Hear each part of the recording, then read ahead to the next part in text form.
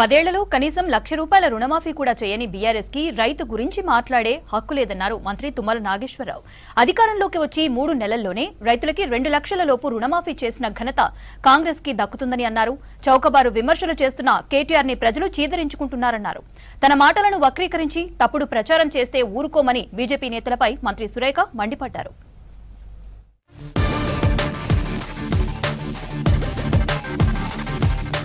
హనుమకొండలోని arts college గ్రౌండ్లో ప్రజాపాలన ప్రగతి ప్రణాళికలో భాగంగా 3 రోజులుగా నిర్వహిస్తున్న రాష్ట్ర స్థాయి మెగా రైతు మేళా ఇవాళ్టితో ముగిసింది.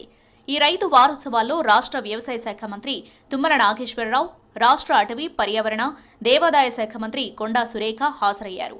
వరంగల్ ఎంపీ కడియం కావ్య, ఎమ్మెల్యేలు నాయని రాజేందర్ రెడ్డి, కేఆర్ నాగరాజు, గండ్ర సత్యనారాయణరావు, శ్రీహరి, హనుమకొండ మరియు వరంగల్ జిల్లా కలెక్టర్లు చాహద్ బాజ్పాయ్, డాక్టర్ సత్యశారద, వ్యవసాయ అనుబంధ శాఖల ఉన్నతాధికారులు పాల్గొన్నారు.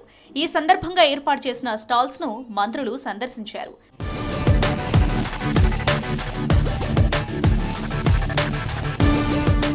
బీఆర్ఎస్ ప్రభుత్వం అన్ని పథకాలను ఆపివేసి ఎన్నికలు వచ్చినప్పుడల్లా రైతు బంధు వేసి రైతులను అష్టకష్టాల పాలు చేసిందన్నారు మంత్రి తుమ్మల.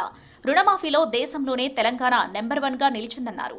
10 ఏళ్లలో 69,000 కోట్లు వాళ్లు వేస్తే 2 ఏళ్లలో కాంగ్రెస్ సర్కార్ 30,000 కోట్లు జమ చేశామని అన్నారు. కేంద్ర ప్రభుత్వం రైతుల సంక్షేమంకు సహకరించడం లేదని మంత్రి కొండా సురేఖ అన్నారు.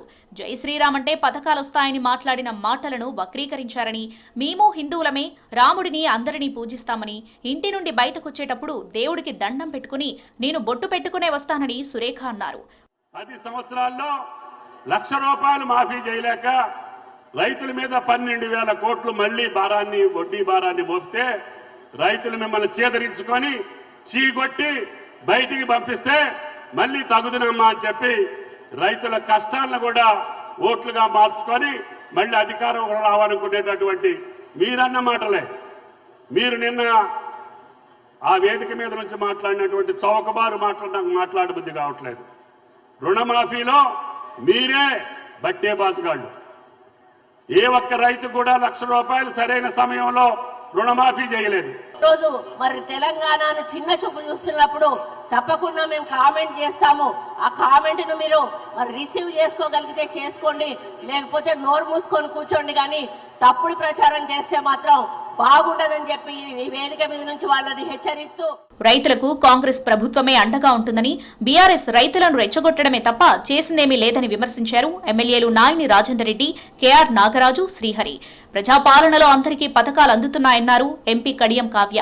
ఎంతసేపు రెచ్చగొట్టడం తప్ప రైతులకు ఇది చేశామని చెప్పలేరని, వరంగల్లో కేటీఆర్ మాట్లాడిన భాష తీరు చాలా బాధాకరంగా ఉందని అన్నారు.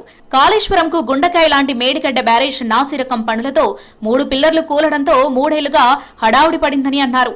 దాదాపు 3 సంవత్సరాలుగా ఒక చుక్క నీటిని కూడా మేడిగడ్డ బ్యారేజ్ నుంచి మనం లిఫ్ట్ చేయలేదు.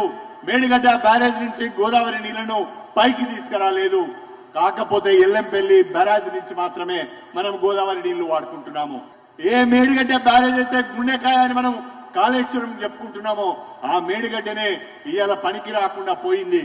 దాదాపు 20,000 కోట్ల రైతు రుణమాఫీ చేయడం జరిగింది. అదే కాకుండా రైతు భరోసా, రైతు బీమా, ఇందిరమ్మ ఆత్మీయ భరోసా, ఇట్లా చెప్పుకుంటూ పోతే రైతులకి చెందాల్సిన అన్ని సంక్షేమ పథకాలని ఎప్పటికప్పుడు చెల్లిస్తూనే ప్రభుత్వము రైతులకు అండదండగా ఉంటుంది. అట్లాగే మీరు పండించినటువంటి పంటల్ని కూడా, వరి కానీ మొక్కజొన్నల్ని కానీ ఎప్పటికప్పుడు ఐకేపీ సెంటర్లలో అక్కడ కూడా మన మహిళా మనులకే దాన్ని ఓనర్షిప్ ఇచ్చి 2 లక్షల రుణమాఫీ చేస్తే 80% చేసిండ్రు, 90% చేసిండ్రు, మిగతా వాళ్ళకు రాలేదు అని చెప్పి గగ్గోలు పెడుతూ దాన్ని అప్రతిష్ట పాలు చేసే ప్రయత్నాలు గత ప్రభుత్వాలు చేసినాయి.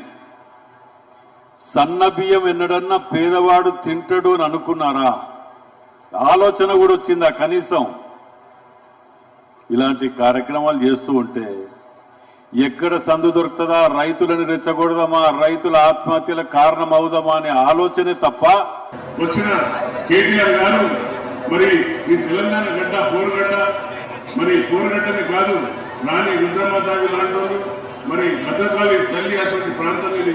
మరి ఇక్కడ ఆయన ఓడిపోయిన బాధతో తన కడుపులో ఉన్న విషయాన్నంతా కూడా కప్పుకున్నాడు. కానీ రైతులకు ఏనాడు కూడా మేలు చేసింది లేదు. మరి రైతులకు భరోసా ఇచ్చి రైతు రుణమాఫీ చేసిన గొప్ప ప్రభుత్వం కాంగ్రెస్ ప్రభుత్వం. ఈ సందర్భంగా పలువురు రైతులు తమ పంటల వైవిధ్యీకరణ, ప్రత్యామ్నాయ పంటల సాగు, ఆధునిక వ్యవసాయ పద్ధతులు తదితర అంశాలపై తమ అనుభవాలు వివరించారు.